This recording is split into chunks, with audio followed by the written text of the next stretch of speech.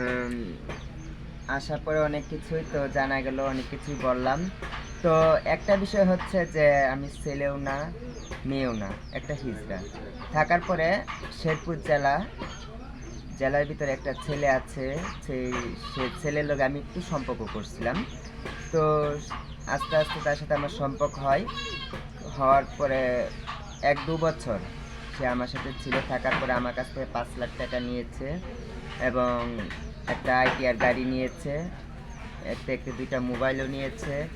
নেওয়ার পরে সে এক বেইমান। কি বলবো, ছেলে কিন্তু সবাই বেইমান না।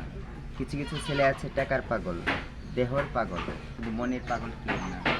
আজকে আমি হিজড়ে জন্ম নিয়েছি দেখে সেই ছেলে আমার টাকাকে ভালোবাসতো, কিন্তু আমাকে ভালোবাসেনি। তো থাকার পরে সেই ছেলেটা আমাকে ছেড়ে দিয়ে তো বিয়ে করে নিয়েছে। যাক, আর কি বলবো, শরম করে।